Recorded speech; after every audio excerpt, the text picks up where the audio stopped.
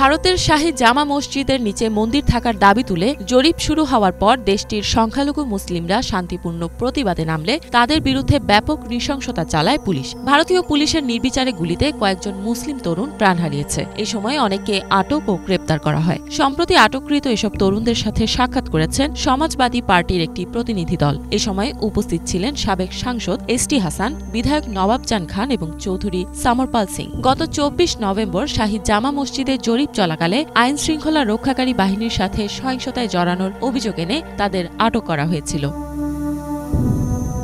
সম্প্রতি এসটি হাসান এই বন্দীদের সাথে সাক্ষাতের পর তাদের উপর বীভৎস নির্যাতনের কথা জনসমক্ষে তুলে ধরেছেন। তিনি জানান, পুলিশ বন্দীদের ওপর অমানবিক নির্যাতন চালাচ্ছে। তাদের বিরুদ্ধে কোনো অপরাধ প্রমাণিত না হওয়ার পরও এই নির্যাতন চলছে। তিনি আরও জানান, বন্দীদের ব্যাপক মারধর করা হয়েছে এবং তাদের শরীরে আঘাতের চিহ্ন রয়েছে। তিনি বলেন, সেখানে অসুস্থ রোগীরাও রয়েছেন। একজন ডায়াবেটিক রোগী আছেন যার ওষুধ চুরি হয়ে গেছে। এই বিষয়ে তারা আশ্বাস দিয়েছেন সন্ধ্যার মধ্যে তাদেরকে ওষুধ পাঠানো হবে।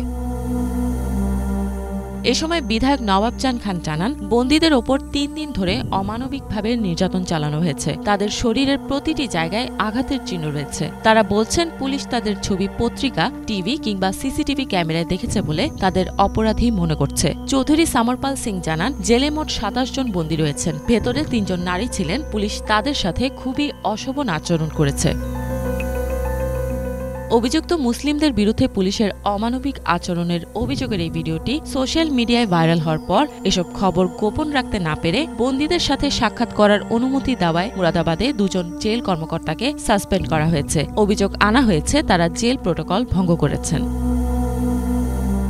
এই সাসপেনশনের ঘোষণা করেন প্রিজন ম্যানেজমেন্ট ও কারেকশনাল সার্ভিসেসের director general PV Ramastri. Suspend হওয়া কর্মকর্তারা হলেন জেলারের পদে থাকা বিক্রম সিং যাদব এবং ডেপুটি জেলারের পদে থাকা প্রবীণ সিং। তিনি জানান, জেল সুপারিনটেন্ডেন্ট পিবি সিংহের বিরুদ্ধে শৃঙ্খলা ভঙ্গের অভিযোগে একটি প্রতিবেদন রাজ্য সরকারকে জমা দেওয়া হয়েছে। রামাস্ত্রী আরও বলেন, সাংবিধানিক নিয়ম এবং জেল প্রক্রিয়া ভঙ্গ হওয়ার অভিযোগটি ডেপুটি ইন্সপেক্টর জেনারেল কান্তাল কিশোরের তদন্তে প্রমাণিত হওয়ার পর দ্রুত পদক্ষেপ নেওয়া হয়েছে।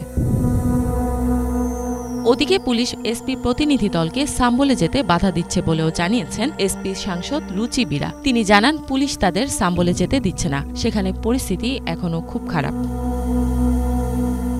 সমাজবাদী পার্টির বিরুদ্ধে অভিযোগ তুলে বিজেপি বলছে, তারা এই ইস্যুকে রাজনৈতিকভাবে ব্যবহার করে সংখ্যালঘু সম্প্রদায়ের সহানুভূতি অর্জন করার চেষ্টা করছে। বিজেপির মুখপাত্র রাজীব ট্যান্ডন এ বিষয়ে রাজনৈতিক দলগুলোকে হস্তক্ষেপ না করার হুঁশিয়ারি দেন। এই ঘটনা ঘটার পর জেল ব্যবস্থায় কঠোর নজরদারি বৃদ্ধি করেছে কর্তৃপক্ষ।